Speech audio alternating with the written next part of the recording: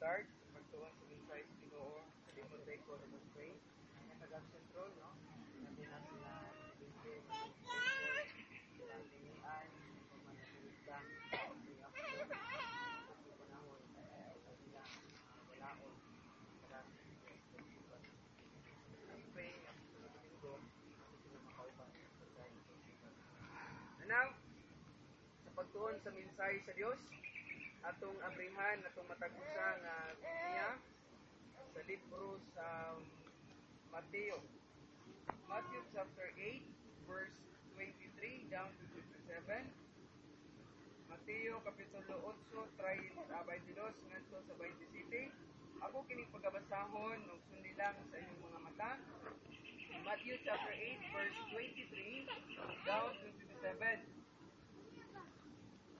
Pagabasahon sa Bisaya, pagasulat ang pulong sa Dios na gaingon, ug sa diha nga siya nakasulod ngadto sa usa ka sakayan nga iyang mga tinun-an misunod kaniya. Ug tan-awa dihay maabot nga usa ka dakong unos sa dagat, hangtod nga ang sakayan natabunan sa mga balod apan siya natulog. Ug ang iyang mga tinun-an minuol kaniya ug mipukaw kaniya nga nagaingon, Ginoo, luwasa kami kay kami malaglag. Ug siya nagaingon ngadto kanila, ngano nga kamo madlukod ug kamo nga gagmay og pagtuo. Unya siya mibangon ug mibadlong sa mga hangin ug sa dagat, ug bihay usa ka dakong kalinaw. In verse 27, apan ang mga tao natingala nga nagaingon, unsang matang sa tawo kini, nga bisan ang mga hangin ug ang dagat mituman kaniya. Ang Diyos pagapanalangin sa pulong ang ibasa lang na pray. Dalaygon ug may gugmao na mong Diyos amahan. I invite you, Father God, sa paman kinukurang takna o Diyos sa kapunon, sa pagtuon o Diyos sa inyong mensahe. We humble ourselves before you, Father, because we know that we can do nothing without you, Lord. We are sinners before you. Amahan, tagi o Diyos o dahitong kaalam sa paman kinukurang matagusa na binaw Diyos sa inyong magsusulo. Hatag o Diyos ang pinibalo o dahitong kaalam kung saon Ginoo nga ang inyong paabot karong atak na sa punon o piniyang mabati padunggan o Diyos sa inyong sayang ibangot karong atak sa Lord, bless man Ginoong matagusa inadri karon amahan dasigan sa tipaya ginawat ko Diyos mga butang Ginoo nga mga kanimong babago Diyos nga sa pagpamati sa mensahe Lord hawakan tabangi kami o Diyos na ma-apply magamit Ginoo mampulong ang mabati karon ikan sa mensahe Lord bless ang imong iglesia Ginoo ning lugar sa sinuwilan ang paghangyo pag-ampo kaning mamahan nga ikaw o Diyos padayon mo panalangin Ginoo nga mag-grow o Diyos kung unsa ang imong plano amahan nawat ko Diyos nga tinutuban sa imong lugar o Diyos simbahan nga imong gugna sa lugar sa sinuwilan kanamong tanan o Diyos lipayang matagusa sakip na o Diyos ang mensahe karon dalaygon ka sa mga katapusan ni Jesus name amen. Sa Matthew chapter 8 verse 23 ngadto sa 27 atong topic na pagaisgutan karon how to increase our faith. Unsaon day nato pag ginatawag pagpatubo ang atong pagtuo. Okay? Ingon pa sa Roma sumala pa sa Biblia ang pagtuo niabot kini sa panahon nga ang tao nakadungog sa pulong sa Ginoo. Amen. So karon atong isgutan how to increase our faith. Nganong kinahanglan nga atong pagpatubuon ang atong pagtuo diha sa Ginoo. Ingon sa Hebrews chapter 11, Hebreo kapitulo 11, versikulo 6, isa non verse. Apan kung walay pagtuo, dili mahimo ang pagpahimuot kaniya kay siya nagaduol sa Dios kinahanglan nga mutuo nga mao siya. Sa ato pa kinahanglanon ang pagtuo kay mao kining butang nga mahimo nga may imposible sa usa ka tao nga mahimaya niya ang Dios kung wala siya pagtuo sulod sa iyang kinabuhi. Amen. So dunay usa ka illustration. Nadungog na nato na nga usa ka tawo nga nagila og Dios. No? Tao nga nagtuo sa Ginoo. Tao nga nangalagad sa Dios. Taong misalig sa Ginoo. Usa ka adlaw ang tao naglakaw sa daplin sa dagat. Sa panahon nga siya naglakaw sa daplin sa dagat, iyang nabantayan nga naay mga lakang sa iyang likod. Mga footprints po ba? Ngayon nabantayan. Nagpasalamat siya kay tungod nasayod siya nga ang Dios nga iyang galagaran, nga ang Dios nga iyang gituan, mao katong Dios nga nakiguban kaniya. Nasayod siya nga katong lakang nga iyang nakita luyo kaniya. Nahibalo siya nga mao kato ang lakang ni Jesus. Kung nasayod siya, nagatuo siya, nga giubanan siya ni Kristo, sulod sa iyang kinabuhi. Amen? Anday, nung sa'yo na tabo, ato nang padayunon karon. Kung atong lantawon ang kinabuhi ni Elijah, in 1 Kings chapter 18, kung sa'yo na tabo, tungod sa pagtuo ni Elijah, dunay dakong kahibulungang nahintabo sa iyang kinabuhi. Sa panahon katong mga 450 nga prophets nga nagsimba kang Baal kontra kang Elijah, nga siya lang mismo ang nagtuog, nagsalig sa Dios apan unsay nitabo sa iyang kinabuhi. Naghimo sila competition. Naghimo sila battle kontra sa mga 450 ka mga prophets nagsimba kang Baal. Pero unsay nitabo? Ano basahon ang 1 Kings chapter 18? Ginabuhi ni Elijah, gituo sa Dios, isalig sa Ginoo. Unsay ning tabo? Himo nga iyang napili ang pakig-away, batok sa mga propeta nga nagsimba kang because of faith. Tungod ka na sa pagtuo ni Elijah ngadto sa Ginoo. Pangutana, why we need to increase our faith? Mo kini pangutana karon sa aton kinabuhi. Ganun kinahanglanon nato kanang patubuon ang atong pagtuo sa Dios. Nganong pastor, nganong kinahanglanon pa man patubuon akong pagtuo sa Dios, dili na man ni sakto. Yes, we believe na nasayod kita nga tungod sa pagtuo sa tao, tungod sa iyang pagsalig ug pagtuo diha kang Kristo sulod sa iyang kinabuhi, nakaangkon siya sa kaluwasan ug wala na laing pamagi. Wala nagingon ang Bible kung ikaw magdawat kang Hesus, kung mutuo kaniya, magbautismo, maghimog may binuhatan, magkupisal sa pare, ikaw makabaton sa kaluwasan. Wala nagingon ang Bible. Ingon sa Bible, kung ikaw mutuo kang Hesus, sulod sa imong kasing-kasing, makaangkon kang kaluwasan. Amen? Ang Bible, sakto na. Ingon sa Revelation, bisan kinsang tao nga nagakuwag, nagadungag, sinutan sa Dios. Muna sa atong kinabuhi, dako kayo kahimuan ang kining pagtuo. Ang pagtuo makahatag og kalwasan sa kinabuhi. Amen? Wala tayo laing himuon pa. Kung ingon ang Bible nga bisan kinsang mutuo kang Hesus, sulod sa iyang kinabuhi, maghinulsol sulod sa iyang kinabuhi, makaangkon og kalwasan. Mao man giingon sa Bible. In Luke chapter 8 verse 22 and 25, ito na basahon. Una nga po, punto direta magpadayon. Una, how to increase our faith? Try to know God. Kung gusto nimo patubuon ang imong pagtuo diha sa Dios, gusto ba ta? Amen? Amen? Kitang tanan nga naga-pursue kita, nga naga-desire kita, nga gusto nato patubuon ang atong pagtuo diha sa Dios. Una nga angay natong imong try to know God. Unsa ibaluon nato ang Dios, atong tistingan ang Dios sa atong kinabuhi. Unsang mga butang kinahanglanon ibaluon nato sa Dios? Ang iyang ginatawag His marvelous works. Kung gusto ka nga mo-increase ang imong pagtuo diha sa Ginoo, because we need that. No? Gusto tana. Lantaw na to ang mga marvelous work nga gihimo sa Ginoo ngadto sa kinabuhi nila Moses. No?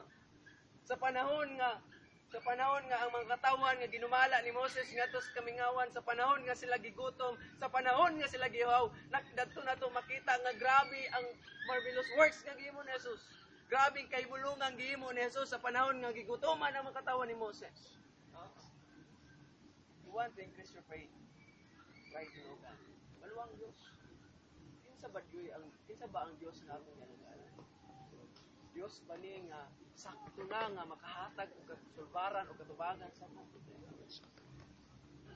sakto na ba nga ang Diyos nga akong gialagaran nga makahatag og katubagan sa mga butang nga nalipok ko sa akong pagkinabuhi ni kagutana? Mao ba ning Dios nga akong gialagaran kung sa panahon nga ako kawad-an, sa panahon nga ako mabalaka kung walay pagkaon, kung naa ako sa kawad-on financial, material nga butang, kung naa ka sa kasakit emosyonal, sakto na ba nga Dios nga akong gila? Try to know God. Maluwang Dios. Lain kayo kay sige tag pangalagad sa Ginoo ta kabalo kung kinsa atong Dios. Murag ingon ni Paul ba nga to sa Acts. Di anon God. Worship mo sa di anon God. May baling Dios. Sa atong kinabuhi to increase our faith, we need to try to know God. Ano na to ang Dios? Okay. Sa panahon nga naa ka karon diri sa alang balay alang puanan sa Ginoo, naibalo ka. Ang imong tumong ug tuyo gusto nimo nga himayaon simbahon ng Dios. Tungod na sayod ka kanang Dios nga imong gisimba. Na, man. Dios nga kamana. So, how to increase our faith? Kung kinanglanon kini, imo po ning isa ka butanga, makahatag o pag-uba sa atong mga worries ba? Diba? Kining pagtuo, mo ning usa ka butanga, mag-uba ang atong mga kabalaka. Diba? Okay, sa gibasa nato sa Luke, balik ta sa Matthew chapter 8 verse 23-27. Dunay usa ka panghitabo nga sa panahon nga si Jesus natulog sa usa ka barko, shipman. Barko, naaya mga disciples. Ug atong nabasa ug nakita, akong balikon to sa Luke, sa Matthew chapter 8. Kaliw pud ato si na sa Biblia. Matthew chapter 8. Ingon dre. Ug sa verse 24, dunay pangintabo sa atong kinabuhi nani. 9 times pa nga sa panahon nga nangalagad tas Ginoo. Dili all the time nga hindi lang kalipay. Naay time po nga mabalaka ta. Naay time nga mamroblema ta. Naay mga bagyo sa problema. Naay mga unos sa pagsulay. Tan-aw na to nitabo sa panahon nga yang mga disciples uban ngadto kang Hesus. Verse 24. Ang tan-awa, dihay miabot nga usa ka dakong unos sa dagat. Hangtod nga ang sakayan natabunan sa mga balod apan siya natulog. Sa panahon ng iyang mga disciples, nisakay sa usa ka barko uban si Jesus nga natulog. Kay tungod sa atong kinabuhi, sa panahon nga kita nagsunod kang Jesus, nangalaga diha kang Kristo, nisimba ug nidaig siyang ngalan, naay mga punos sa mga problema, naay mga balod sa mga kabalaka sa panahon nga kita nangalaga diha sa Ginoo. But unsay nitabo in verse 25, ug ang iyang mga tinun-an miduol kaniya ug mipukaw kaniya nga nagaingon Ginoo. Kay mani sa atong kinabuhi. Problema lang nato sa hay. Buduol tang Kristo kung ana tayo problema. Oy, ako problema. Oy, ako pagsulay. Bang? How about business? How about the situation ka? Lipayon ka. Okay, kabalaka. No? So, ang mga disciples ni Jesus Christ, diri na ito makita karon silang kinabuhi. Kung naabot yung sila saktong pagtungan at Ginoo. Ingon siya diri, ingon ang mga disciples ni Jesus Christ. Ug mipukaw kaniya, mga disciples nang ingon, ug mipukaw kaniya nga nagaingon Ginoo, luwasa kami malaglag. Ako kita ba nga, Lord, tabaan ni mi Lord. Disimba ko sa imo, gisacrifice na ko Lord ang akong trabaho. Nga katong trabaho nga akong gisacrifice, makakwartaon ba ko? Lord, disimba ko kanimo Lord kay nagasalig ko, nga dili ko kawad-an. Ingon sa Bible, ug ang iya sa verse 26, ug siya nagaingon ngadto kanila. Tanaw na to kung saan tubang ni Jesus. Ug siya nagaingon ngadto kanila. Ngano nga kamo manadlokon ug kamo nga gagmay ug pagtuo. Karon sa atong kinabuhi pangutana. Tubo na ba ang atong pagtuo? Right? Ay. Itubo na ba itong pagtuo diya sa Kristo? Right? Karon basin napatak karon sa kwan lang. Kung nakargyapon ta sa level 1 ba? Patay level 2, patay level 1. Sa panahon nga gidawat nimo si Jesus, ang imong pagtuo nga nabatunan diya kang Kristo pinagi sa mga pulong atong nabati sa maurag gyapon. 20 na katuig nga nangalagad ta kang Kristo, 10 katuig, 5 katuig nga nangalagad ta sa Ginoo pero atong pagtuo maurag gyapon. Sa isa ka bulan nga nangalagad ta sa Kristo atong kabalaka sa 5 katuig ikumpara maurag gyapon. Nandaw na to ang kinabuhi sa mga disciples. Ingon ni Jesus, nga gagmay ang pagtuo. Lantawon nimo ba? Kini mga disciples ni Jesus Christ, uban na ni? Kung si Jesus nakaayo po ta, kaya ang first miracle na imo ni Jesus Christ sa New Testament, dira na to makita sa John chapter 2. Sa panahon nga si Jesus, ibog na og wine, ang tubig na imog wine. Dira po na to makita nga grabe pong pagtuo ni Mary. Ngano man, sa verse 2 chapter 5, ingon si Mary ba? Ingon sa mga sagsulugon ng mga disciples, ingon siya, tumana ninyo kung unsay iingon ni Jesus. Ingnan niyo mga disciples, mga servant pa nga. Bisag unsay ingon ni Jesus, bisan unsang ibungat nga pulong ni Jesus, tumana ninyo. Sige mo, makita na to nga sa kinabuhi ni Mary mismo. Kung pagsalig ng Jesus. Diba? Kung pagsalig ng Kristo. Ang tanang kabalakag problema, mga tagal sa sumbaran, pinaagi sa ngalan ni Jesus. Okay? Ito kay pagtuos Mary. Tumana ninyo. Muna, sa atong kinabuhi, that's the first miracle nga naimo ni Jesus. Milagro sa bagtong tugon. So sa atong kinabuhi, balik ta sa atong punto. Aron ginatawag, why we need to increase our faith? Ang kinahanglanon nga atong patubo ng atong pagtuo, aron atong makuba ang mga worries, mga kabalaka sa atong pagpangalaga diya ng Jesus. Amen? Unang pamangi. Kung matingala ka nga sige na lang kag kabalaka, sige lang kag problema, di ka pa yung pagalingan. Amen? Kasi di ka ra po ng problema. Awal, ang tawang mga disciples ni Jesus Christ. Matinga ka ba nga grabe naman ang tani? Sa panahon nga si Jesus nakaayo buta. Nakapatindog sa bakol. Kita ni sila. Pag-ayon ni Jesus sa way ng mga disciples sa tingala, ingon sila kinsa may tawanan ni. Ang barday sila. Sa may tawanan ni.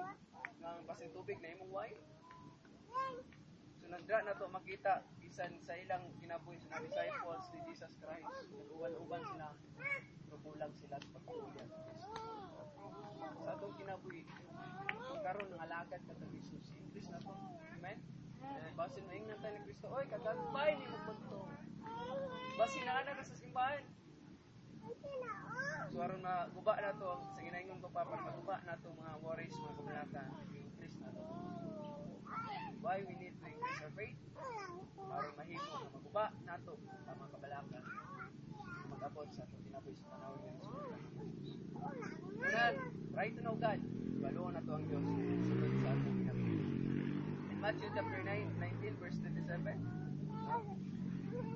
Sawa na to sa Matthew chapter 19 verse 27. The Bible says, ingon siya diri sa Bible. Kung siya mitubag sa Matthew 19. Ngunit diri na to makita ba sa kinabuhi ni Pedro. Pataw na ko. Kunya si Pedro, kunya mitubag si Pedro, umingon ngadto kaniya, tanawa, kami mibiya sa tanan, ug misunod kanimo, busa unsay man ang among maangkon. Awa, tao dayon nag-expect ba? Si Pedro nga, mura po sekta ba? Lord, simba ko Lord, biyana ko, labaw Lord. Sima ko. Si Pedro ingon siya, Lord, Ginoo, nisunod namin nimo. Among gibiyahan among bulaton. Unsay maamo karon? Ulag gyapon pagtuo. Kung nisunod na ka kang Kristo, nahibalo na ka nga ang tanang problema ug tanang mga pagsulay nga moabot sa imong kinabuhi ug tanang imong ginikinahanglan sa imong kinabuhi, kaya na hatagan sa Dios. Amen. Kaya na hatagan og kasulbaran sa Ginoo. Kaya na hatagan katubagan sa Dios. Pero si Pedro sinitabo, Lord, unsay maamo Lord? Si Pedro ba nga expectayon ba dagan? Expectayon mo Lord, isunod namin nimo ha. Nya karon, unsay amo? Si Mama Lord. Sa gusto ni Pedro. No? Muna sa atong kinabuhi, inaot ko nga dili ta sama Pedro nga Lord. Simba ko nimo Lord. Ulo na ka to, ina unsay kambyo. Pedro Lord, isunod namin nimo Lord. Isunod ni simba na baptist, wala na ko sa Katoliko si Mama. No, sa atong kinabuhi, kinahanglan na ang pagsalig o ang pagtusigilo, pagtuya sa Dios, kinahanglan sukta nato sulod sa Pedro, kulang o pagtuo sa Dios. San nagtuo siya ba nga, kakulangan guro ni sa Ginoo kung musunod ta. Basin kawad-an guro ta kung musunod ta sa Ginoo. Basin kung mga lagad ko sa Ginoo, kawad-an noon ko.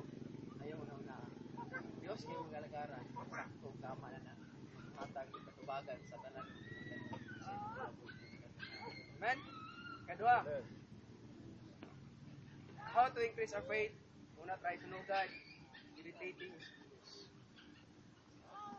Sa pagpatubo sa atong pagtuo sa Ginoo, ato bang manang hagpaton ang mga pagkamayo sa Dios sa atong kinabuhi.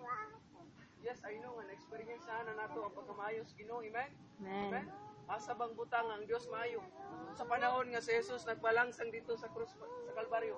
Sa panahon nga ikaw ug ako unta ang yung ginatawag ilangsang dito sa krus Kalbaryo apan tungod sa pagkamaayo sa Dios, iyang gihimo ang tanan pinaagi sa gugma. Pinaagi sa pagkamaayo sa Dios, iyang gisakripisyo ang iyang kinabuhi aron makita matagag kaluwasan. Nga bisan kinsang tawo mutuo kaniya makaangkon sa kaluwasan. Amen? Maayo na. Tanawa daw yung katapad. Kaya pa naman napakamatyan. Tanawa daw. Kaya naman napakamatyan. Brad friend, manin mo na. Layo gamay. Tanawa daw. Kaya pa naman napakamatyan. But Jesus Christ, grabe ang mga pagkamayo. Amen? Magbato na to. Meditate na to. Pakamatyan ta ni Jesus. That's the goodness of God. Maayo na. Tagusan natin. Ang tao na to. Matthew chapter 9, verse 27, verse 13. Tama ba ni? Matthew chapter 19. Asa to? 27 verse 30. Mamuni kang pino kanina to, no? Sa itong matagusan na kinabuhi, aron ikaw mahimo nga magtubo ang imong pagtuo. Ano bang lantaw nimo ang pagkamayo sa Dios padili na ka madlok? Kung giunsa sa Dios pagpakaon na makatawa ni Moses sa panahon nga naa sila sa kamingawan milyon. Sila sa panahon nga si Elijah ba to nga gipakaon sa Dios pinagigamit niyang ulas. Sa panahon nga gitunga ang pagkamaayo sa Dios sa panahon sa mga disay as ginatawag sa mga katawan kaniadto nga nangalagad og gusto ng tawo na tungod ng tao na itong pagkamaayo sa Ginoo sa panahon nga siya niya paninig ang sana. Meditating is goodness. Aron sa panahon nga nanginanglan ka because we need to increase our faith. Nanginanglan ka. Kung sa day angay na to, step na pagkainoon. Una, baluan ng Diyos. Pero meditate na to ang iyong pagkamaayo sa Diyos. Aron mahimo. Wala na tayo ikabalaka sa panahon nga nangalagad sa Diyos. Last day, dito magtapos. Meditating the Word of God. Pag-meditate sa pulong sa Ginoo. Dili man gud sa Bible. Dili na to tanang nakairan ang mensahe sa Dios. Kung dili na to basahon, meditate sa malandungan ang pulong sa Dios.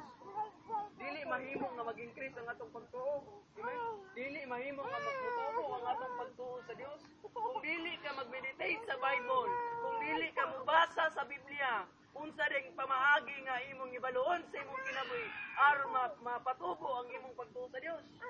Ano pa ba? Disting kag pangalagad sa Ginoo nga way Bible, kung mag-English pa imong pagtuo. Karon panahon na. Hindi ba na? Matubag subay wa kay na at sa Bible kay nabalaan sa Bible. Hindi ba nga mag-English?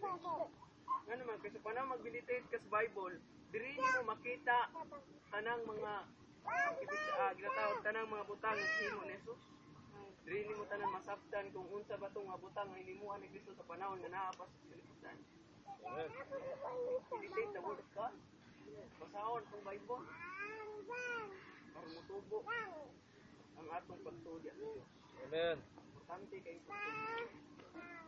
Kung gusto ka nga dili na ka mabalaka. Lahi man gud nang problema og mabalaka. Kanang mabalaka, ug ingon pa ni pastor. Kira daw na mabalaka ka nga. Wala ka odor. Kira man na, pero kanang problema nagkabatay wala ka nang ana bang reaction mo. Tay wala gid mi ka unong isa na nagplano na mo ni wala pang bayad station, wala pang bayad sa budget. Wala pang bayad. Wala mo nang worry ka nang mabalaka ba. Ay ang problema, kung mabalaka lang problema lang ka nga nani, pero man so dili gud pasabot nga ato ko naghimuon nga sala mo.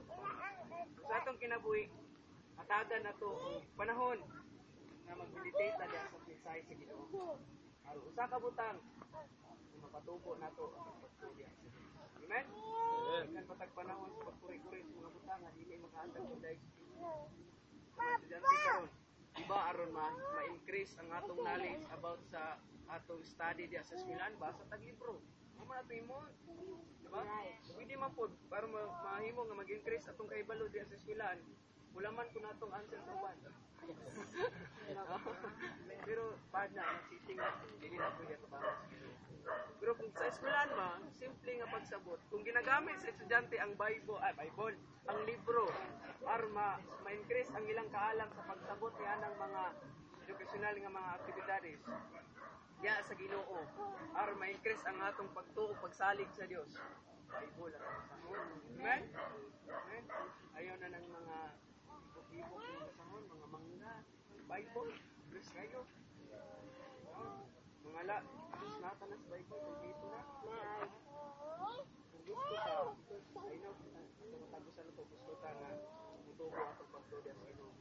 Nanglan, i-meditate na ito ang Bible. Bible? O may nagbasa ni. Ilan man ang Bible nga sige basa kay lain na kay dagway. Kumot na kay ba, kumot na yung Bible kay. Ikot pa dapat kay hindi basa. Ito may ilan mong nga sige basa ang tao Bible kay kumot yung Bible na kasi magbasa. No? Pag ato nindot-nindot pa dra, kumot pasabot. Lagsar ang basa. Lagsar mo ka ba? Naway amping ang ba nung kuan na ako doon. Sige mo open.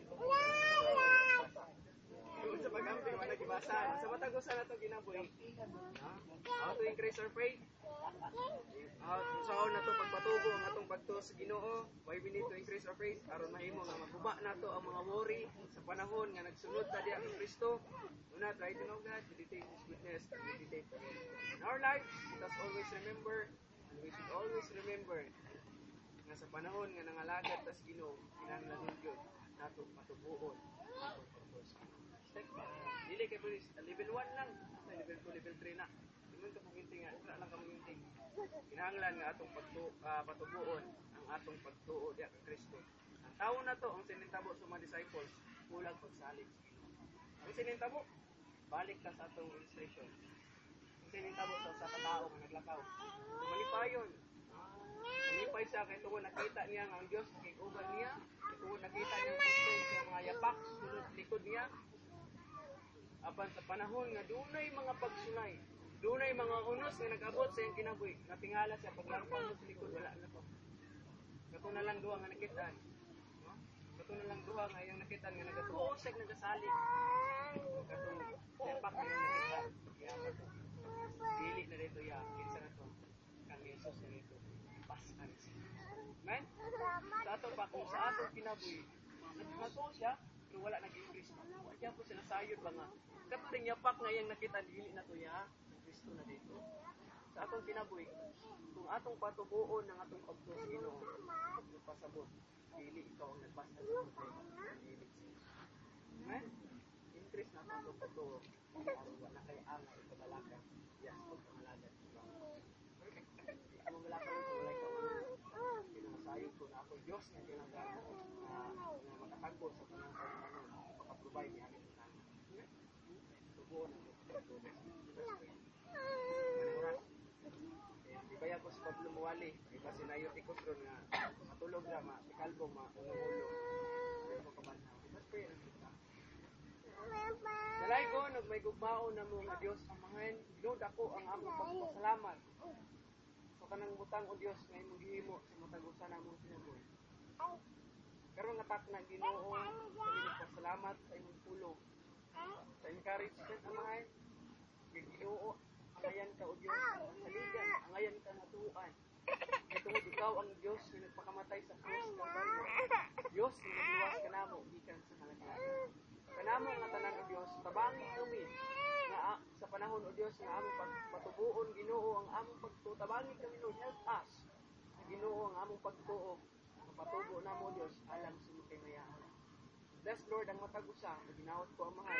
Sa matagusa namong kinabuhi, dili kami mapulan sa pagsimba o pagdahig sa mga anak. Bless Lord, gabi ng mga hatag o kasulbarag katubagan sa dunay mga problema karon sa emotional, physical, material, financial, labaw sa tanan ng kamaan sa spiritual na nagkaluya. Ikaw ginupadahay magatabag, mag-encourage ka na magkadasig sa pagsimba o pagdahig sa mga anak. Karong natak na ginuska po nun, ang ibalik ang mga himaya o pagpasalamat, kaya lamang sa ngalan ni Jesus. Amen. Ibalik sa linya ng pagtapos.